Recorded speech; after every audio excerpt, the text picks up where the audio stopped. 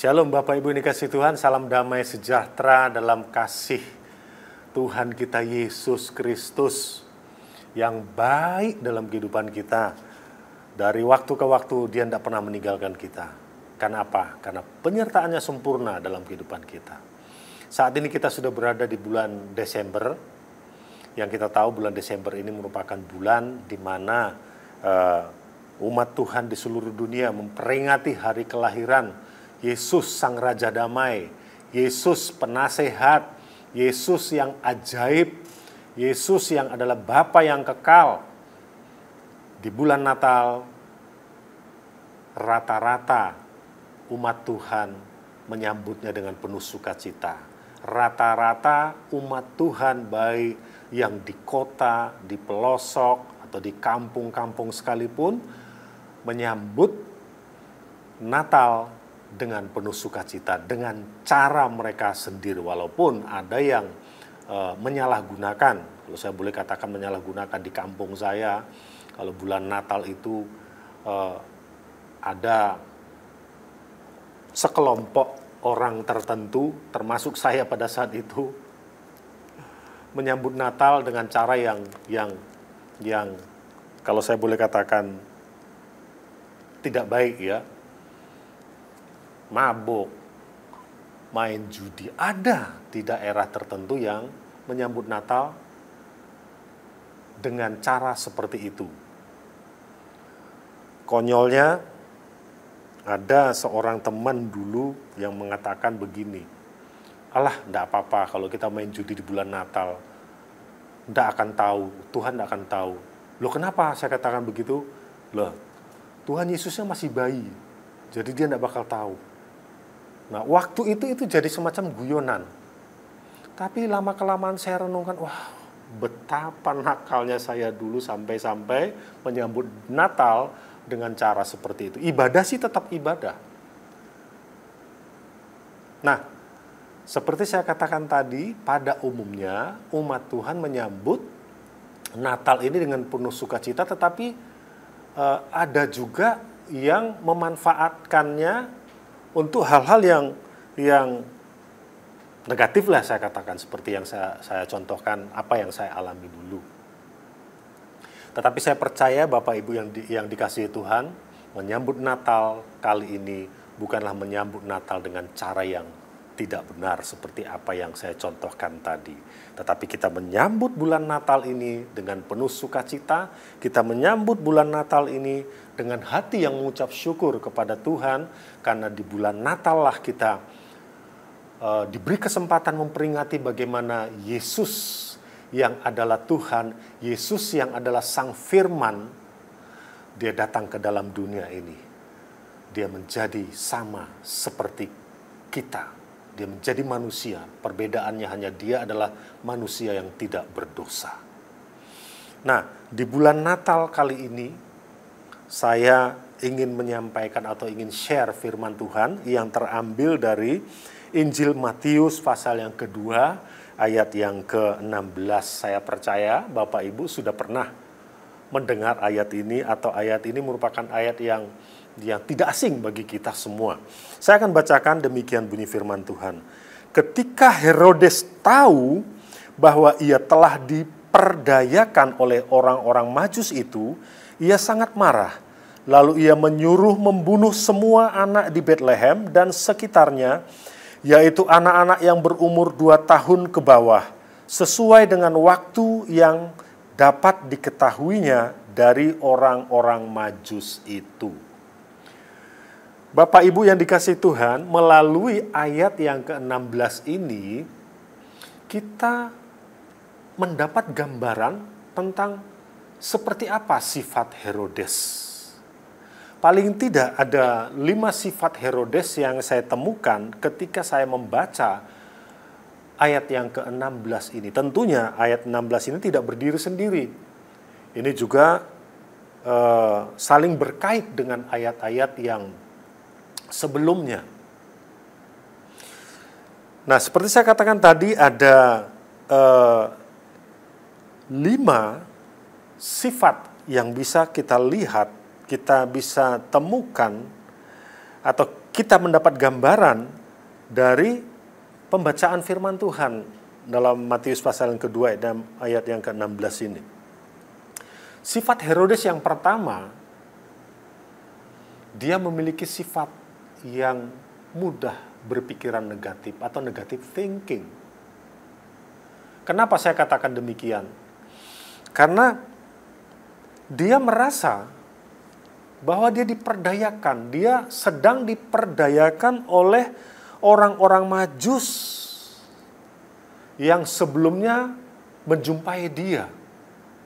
Dan kita tahu tujuan orang Majus yang datang dari jauh atau dari negeri timur, orang Majus dari timur, orang-orang bijaksana atau orang-orang cendekiawan dari timur, mereka datang melakukan perjalanan sedemikian rupa hanya untuk bertemu dengan raja yang baru lahir, yang tidak lain dan tidak bukan adalah Yesus. Dan ketika dalam perjalanan dan ketika mereka ketemu dengan Herodes, mereka menceritakan niat mereka, mereka menceritakan tujuan mereka menceritakan apa yang mereka alami, segala sesuatunya mereka ceritakan kepada Herodes tentang tujuan mereka,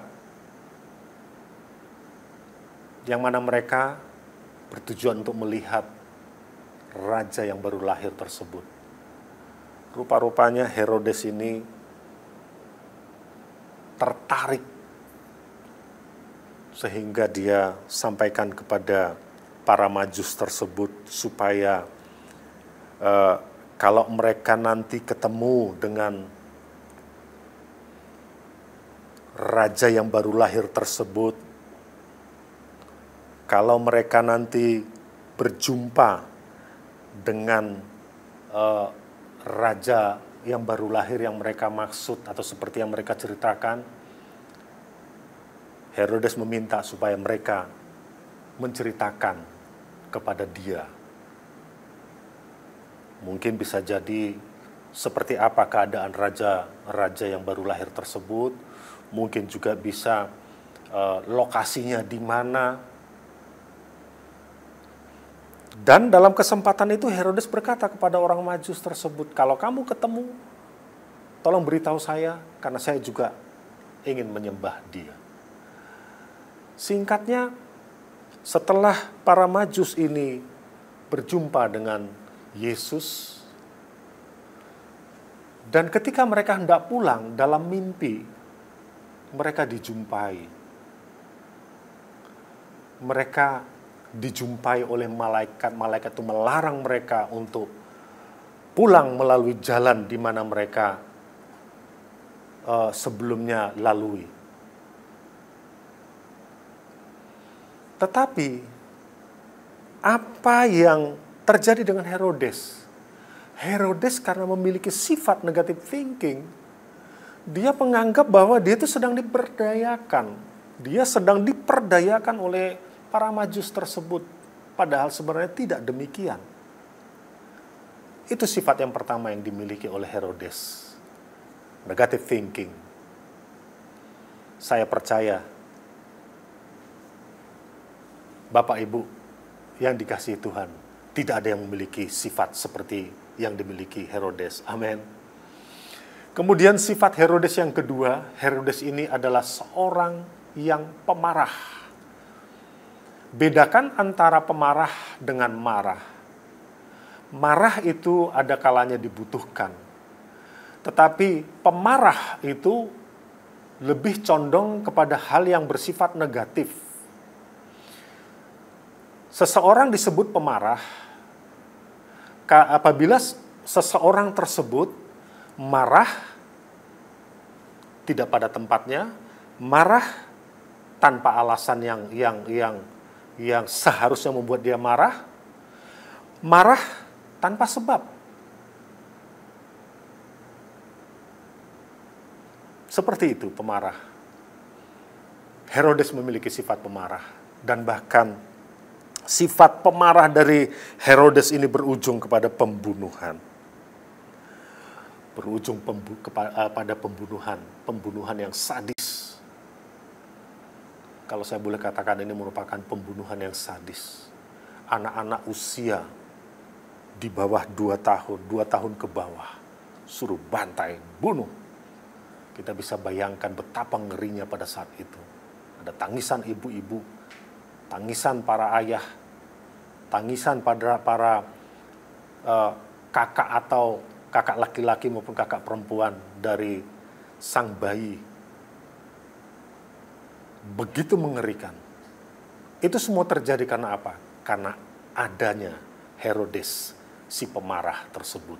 Kemudian sifat yang ketiga yang dimiliki oleh Herodes adalah Herodes ini memiliki rasa takut yang berlebihan. Rasa takut yang berlebihan terhadap kehilangan posisi, kehilangan kedudukan, kehilangan zona nyaman.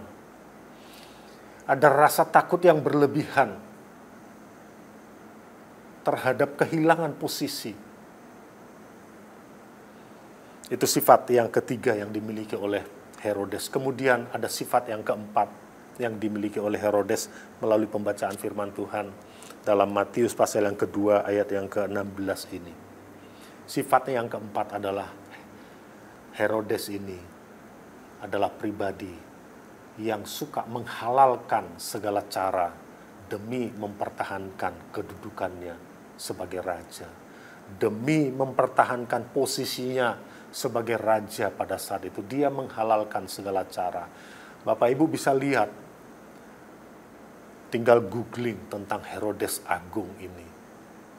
Ada banyak kejadian-kejadian yang mendukung bahwa Herodes ini memiliki sifat yang menghalalkan segala cara demi mempertahankan kedudukannya, demi mempertahankan zona nyaman yang saat itu dia nikmati.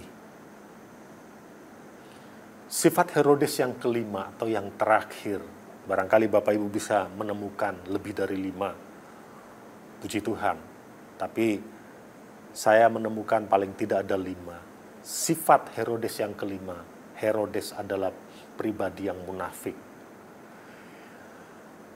Kita bisa lihat, tadi saya sudah singgung, bagaimana dia menyampaikan kepada para Majus bahwa dia juga ingin menyembah raja yang baru lahir. Padahal sebenarnya sifatnya tidak seperti itu. Dia menyampaikan hal tersebut kepada para Majus karena dia punya tujuan, yaitu menghabisi raja yang baru lahir tersebut. Bapak Ibu yang dikasihi Tuhan, ketika kita merayakan hari Natal, ketika kita merayakan hari lahirnya Sang Juru Selamat, saya percaya Yesus yang adalah Raja Damai itu ada dalam kehidupan kita, sehingga hidup kita ini dipenuhi dengan damai sejahtera.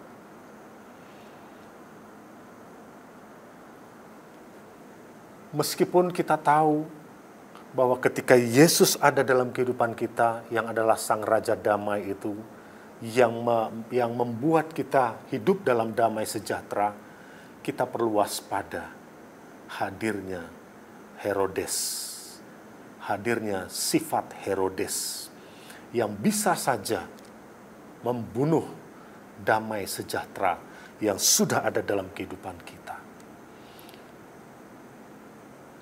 Tidak bisa kita pungkiri, pernah terjadi di bulan Natal.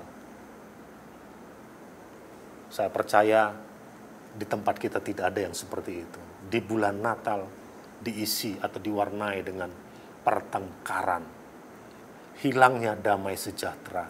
Dan bahkan saya pernah tahu di tempat lain,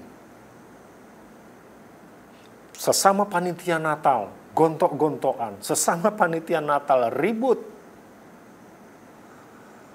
Karena apa? Karena ada sifat Herodes yang mampir dalam kehidupan mereka. Kiranya Tuhan menjauhkan sifat Herodes dalam kehidupan kita di bulan Natal yang kita rayakan. saat-saat ini. Dan kita biarkan damai sejahtera Natal, damai sejahtera yang hadir melalui Natal, kita biarkan itu berkuasa dalam kehidupan kita. Dan saya percaya Natal ini akan menjadi indah.